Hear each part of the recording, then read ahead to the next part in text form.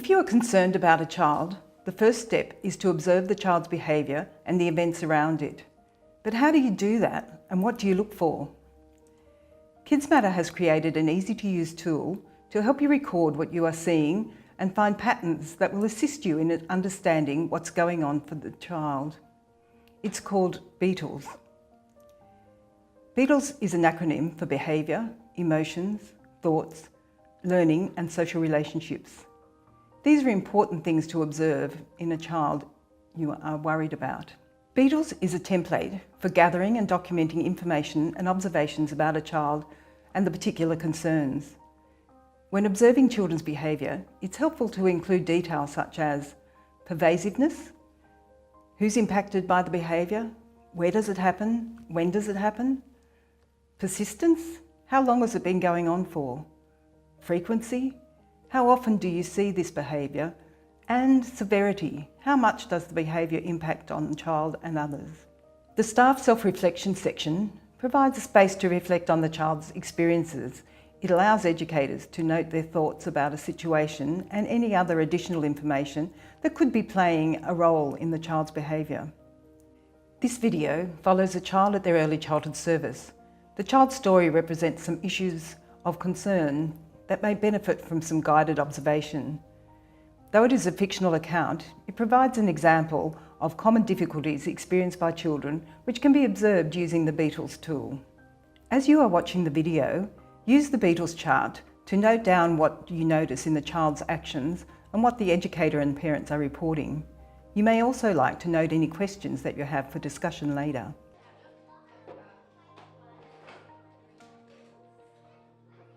Over the last few weeks, I've noticed that Eliza has become a lot quieter. She was usually very happy and always the first to get stuck into things, but lately she just hasn't been herself. She tends to keep to herself for a lot of the day and is reluctant to get involved with new activities or experiences. She stands back and watches rather than joining in and getting involved with other children.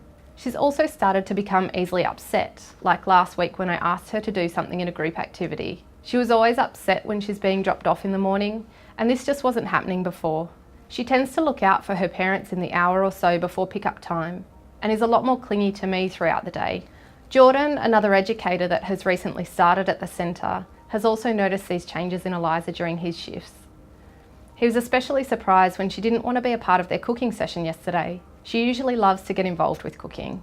I'm just a bit worried because there's been such a great change in her behaviour, especially she's getting upset by a lot of things. I haven't had a chance to speak with Eliza's family as they've started dropping her off a lot earlier in the day now, before my shift has started. Jordan is on the early shift and was able to briefly catch up with Eliza's mother Jane. Jane mentioned that Eliza has not been as excited to go to daycare lately as she normally would be, and that she's more irritable the night before daycare. She was unsure what was behind these changes.